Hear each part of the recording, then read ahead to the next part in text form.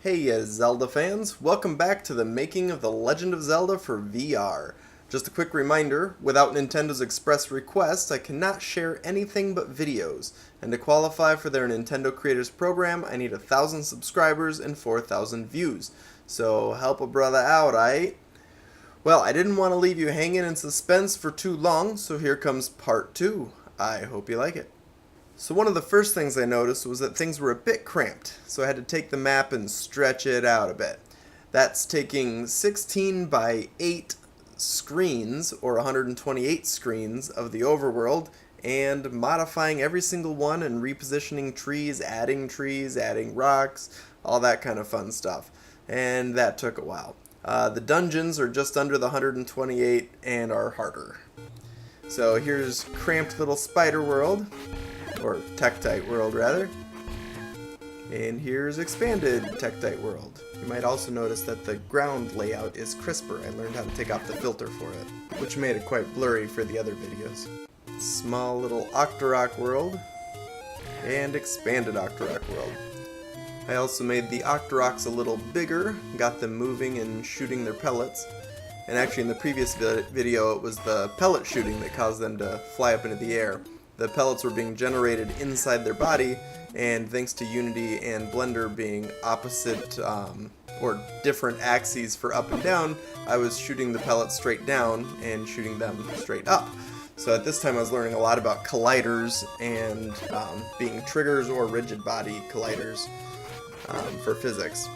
So here you can also see my first attempt at trees. These were just pulled off of the Unity marketplace as well. I recolored them to give them the blue bottom, blue trunks. They were kind of cool, but it just didn't seem like it fit to me. So here you can also see a white strip there, and that's from me not being done with expanding the world yet that I was using. So here I'm trying to wait for an Octorok to shoot a pellet at me, which they're not doing, meanies. But here's one. Dink!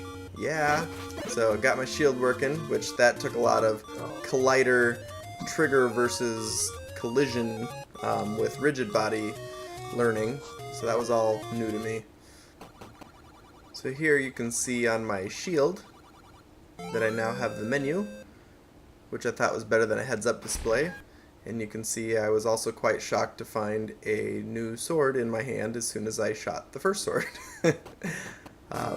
I was apparently creating a whole nother sword every time I shot the sword.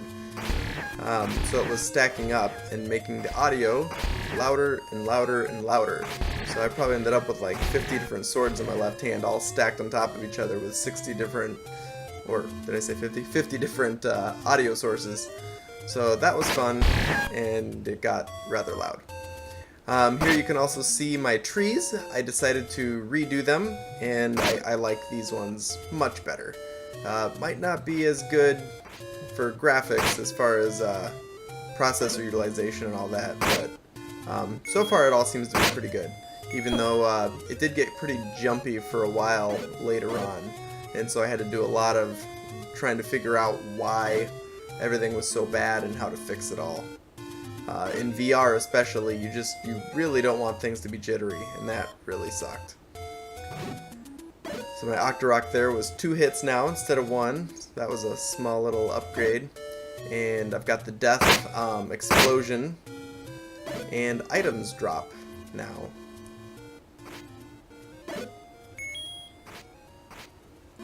So here I've got my own bombs that I made. I later swapped it out for one that I found in the Unity marketplace, which looked a lot better than mine. So, but I started out with having it be throwable, but the way that I ended up doing it, where you pull the trigger to use the secondary item, made it hard to throw, because you have to let go of the button, but then you lose your secondary item. So it made more sense to me to start just pushing the button to have it just automatically throw in the direction you're pointing. And that also made sense with like using the candle instead of trying to like throw the fire or stuff like that. But as you can see, I also have a money-making game. Of course, it's more like a money-losing game. So here is when I first completed all of the overworld layout as far as the land goes. So at this point, in order to make things not choppy, because this is when I started running into the problems, I started clipping the video at a distance. But I really did not like it because it just looked so funny coming out in the distance. I tried a lot of different things as far as using fog and all kinds of stuff like that. But if I remember, what really did it was ensuring that every tree was a prefab of the same kind and making it static.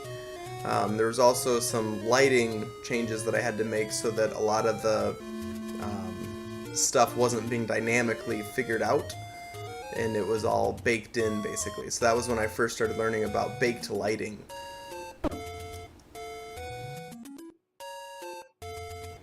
So at this point, this was about 1 month of work, maybe a little bit longer. So for being only 1 month into it, I think it worked out pretty good. I mean, I was starting from knowing nothing about Unity, knowing very little about SketchUp, knowing nothing about Blender, and we'll see that in my next video when I get into working on Zoras and Moblins. But I'm pretty impressed. This was all over the weekends and evenings, since I do have a full-time job and 4 kids. So tough schedule, to say the least. Alright, so thanks for watching. Don't forget to subscribe, and next video we'll be looking at some of my early Blender creations, which had a lot to be desired.